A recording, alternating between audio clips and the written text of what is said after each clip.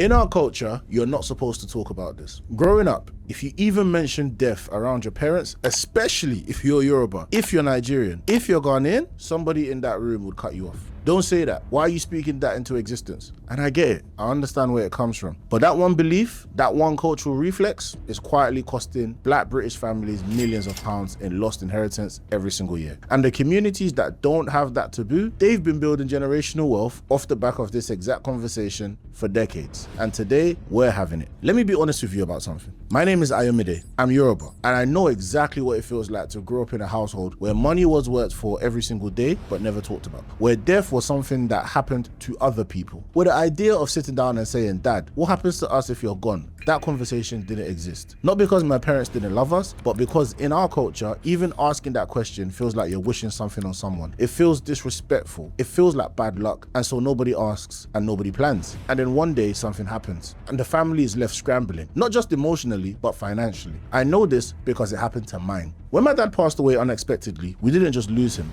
Overnight, my mom had to figure out how to cover funeral costs, how to raise 3 kids on a single income, how to keep a roof over our heads without the person who was holding everything together. There was no plan. There was no policy. There was no conversation. Because in our house, like in so many other houses, that conversation was never allowed to happen. And I don't say that to blame anyone. I say it because I want it to stop with our generation. So why does this happen?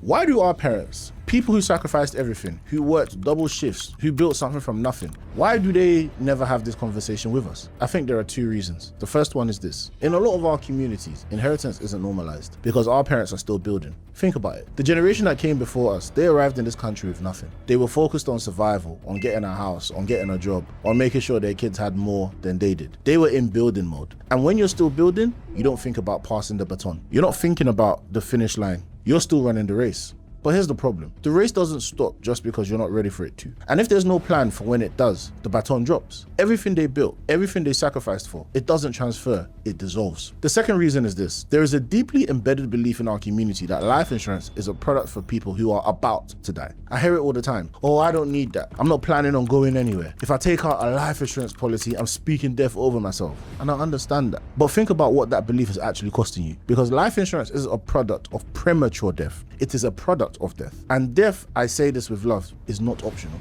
The question is never if.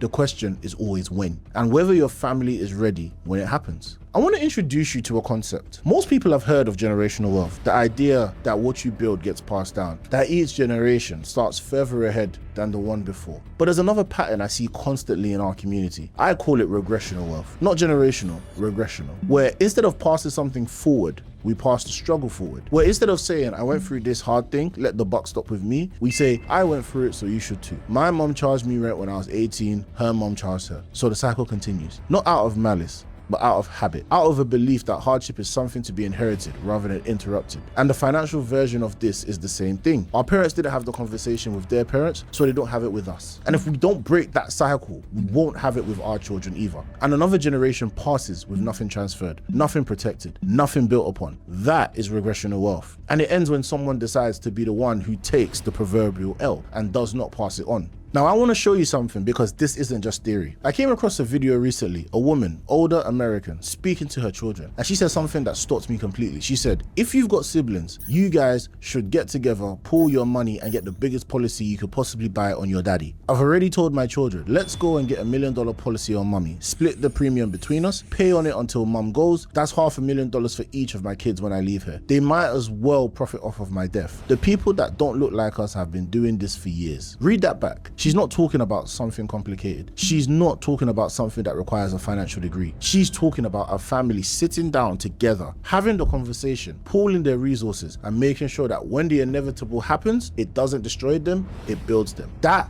is generational wealth in its simplest form. And it starts with a conversation that our culture has been taught to avoid. Other communities, Jewish families, South Asian families, many white British families, they have been doing this for decades. Not because they love their families more than we love ours, but because nobody told them that talking about death was dangerous. Nobody programmed them to believe that planning for the inevitable was the same as inviting it. And the wealth gap that we see, a significant part of it lives right here, in this conversation that we're not having. So what does it actually look like to be the one who breaks the cycle? What does it does it mean practically for the buck to stop with you? Let me break it down simply. Step 1, have the conversation. Tonight, this week, not a big formal sit down, just a conversation. Mom, dad, I've been thinking, if something happened to either of you, what would we do? That's it, that's the start. You don't need to have all the answers, you just need to open the door. Because here's what I've learned working with families in this community. The conversation is always harder to start than it is to have. Once it's open, people are relieved. Because deep down, everyone knows this needs to happen. They've just been waiting for someone to go first. Be that person. Step 2, understand what's actually at stake. When someone passes away in the UK with no plan in place, every single bank account gets frozen, including joint accounts. The mortgage still needs to be paid. The bills don't stop. The funeral costs between 8 to 10k. And if there's no life insurance, no trust, no plan, the family has to go through probate, which can take months, sometimes years, while the debts stack up. I've seen families lose homes. I've seen families go into debt just to bury someone they loved. Not because they were poor, but because there was no plan. Step 3, start with life insurance. For a healthy 30-year-old, a life insurance policy of 500k with cover to 90 and the person doesn't smoke can cost as little as £34 a month. That's less than a gym membership, that's less than 2 takeaways. For that, your family receives a lump sum when you're gone and not a GoFundMe. Not a collection at a funeral, a lump sum. That pays off the mortgage, that replaces your income, that gives your children a foundation instead of a crisis.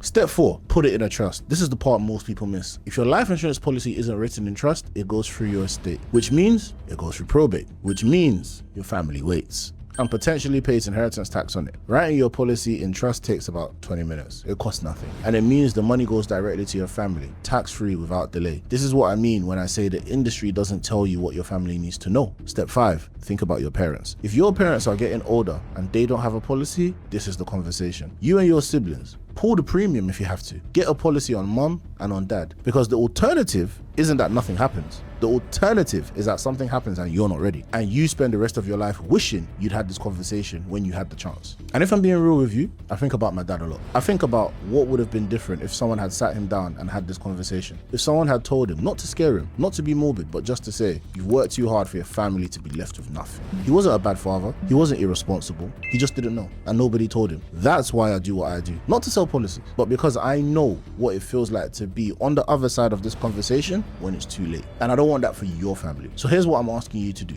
Not tomorrow, tonight. Send this video to one person in your family, a parent, a sibling, a partner. Just say, we need to watch this together. That's the conversation starting. That's the cycle breaking. That's the buck stopping with you. And if you want help figuring out exactly what protection your family needs, there's a link in the description. Book a free call with me, no pressure, no sales pitch, just a conversation. The one our parents never had. And let's make sure our children don't have to say the same thing about us. And as I say to every single person, remember, don't die for free.